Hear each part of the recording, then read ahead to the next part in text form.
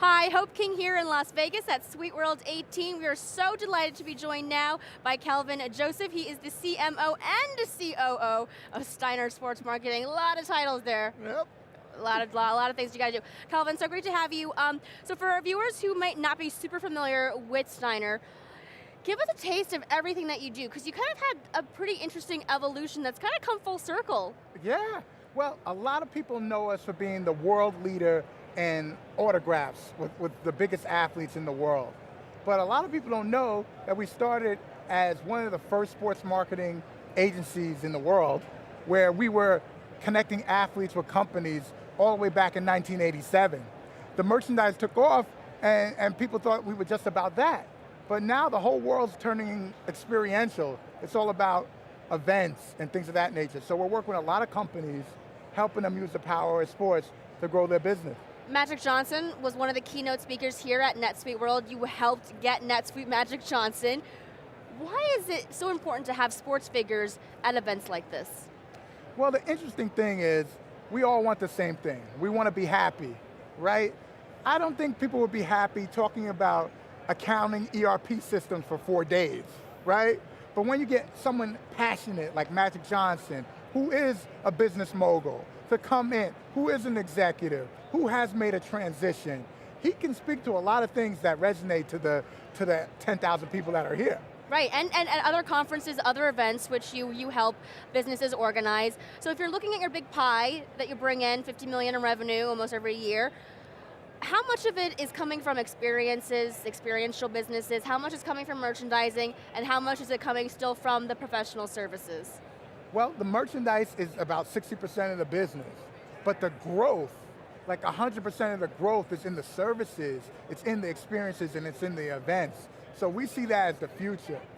People used to just want to get someone's autograph. Now they want to take a selfie with the person. Now they got to line up and wait for one with Magic, right? Right. Exactly, so how has NetSuite maybe helped you guys grow your business in this way?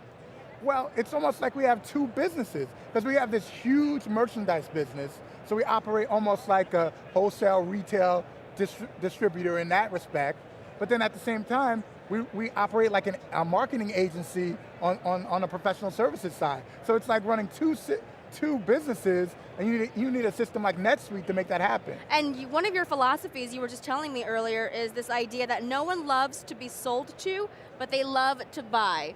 Right. How does NetSuite help you deliver that kind of, I don't know, I guess philosophy?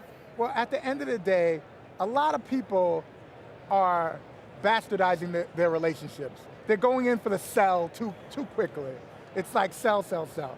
You got to build your relationships. And when you're building relationships authentically, and you want to help people grow, and you want to make sure they're getting, and you're not just taking, then you can build relationships authentically. And you don't have to sell to people. They're going to become your friend, and they're going to buy. When you go to a store, you want to buy something. You don't want someone coming up to you and saying, buy this. That's you right. want to make the decision. I know, usually when they come up to me and they say, can I help you? I say, no, I'm just browsing. Right, it's a turnoff. It is. Well, the company itself has been around since 1987. You joined back in 2009. What are some of the biggest changes that you've seen in this past decade or so? Well, the whole world kind of changed, because if you think back to 2009, you got to remember 2008 when banks were going out of business. Right. So a lot has changed since then. The economy is recovering. That's part of the reason why we focus more on the merchandise at that time, is because corporations weren't spending big money on professional services. So that was a big shift. Yeah. And at that time, we took on a huge project where we bought the old Yankee Stadium when they destroyed it, and we sold the parts. So that was like a huge undertaking. Yeah. And then we transitioned into this world now where a lot of people are figuring out new ways to promote their business.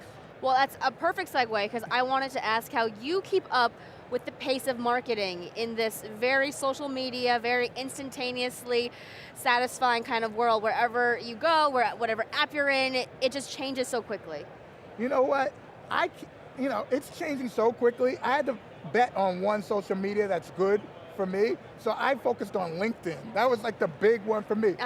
put it this way, when Microsoft puts over $9 billion into something, it's Right. not going anywhere. Right, right. And put it this way, you're not going to change your whole business network because there's a cooler app or whatever. So I think LinkedIn is a place where I stay. I went from like 1,000 people to 35,000 people. Well, that's fantastic. I love it. So the personal success, does that translate to a business as well when you're advising companies on the types of platforms they might need to look into and invest more into?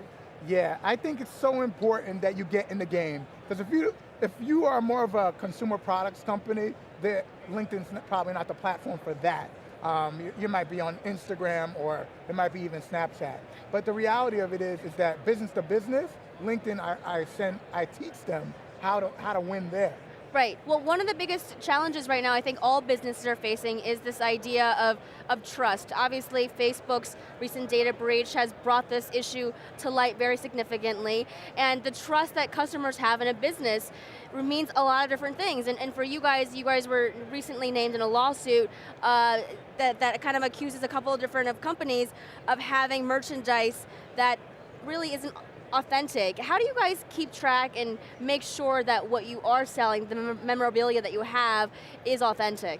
Yeah, well, what I always advise businesses is that you can't really control the media. So if a story comes out from something from 8 years ago that they keep rehashing through news cycles of something that's totally unfounded, you have to really stand on your reputation and your brand. So the Steiner seal means it's real, has been there for 30 years, and I stand by everything we're doing. Excellent, and what is next for you guys? Globally, right? You want to go global. What are some big sports, I guess, fans that are kind of out there in other parts of the world? Well, globally, I mean, soccer is a huge thing, cricket in India, even in China, even with basketball growing in China. But the reality of it is, I think the easiest growth is that businesses have to entertain their clients. They need to get implied endorsements. They need endorsements to push their products, and sports is going to help that, just like it does in the US. Globally, it's the same thing. What's your favorite sport? Basketball. I'm a huge basketball fan. We got Magic here. I'm so excited about that. I'm totally into it. We're in the middle of the NBA playoffs. I'm so a kid in the candy store. And is there a team that you're rooting for these playoffs? Well, I'm from New York, so I root for the Knicks, but they're not in the playoffs, unfortunately. Maybe next year. I'm rooting. I love what the 76ers are doing. I love what Oklahoma City is doing, but they're not quite winning, but I love the team. Yeah. But I'm just a fan of the game. I love it. Awesome, good stuff. We're a fan of yours as well. Kelvin, thank you for joining us. Kelvin, right, thank you. Kelvin Joseph, the CMO and COO at Steiner Sports Marketing. Back to you guys.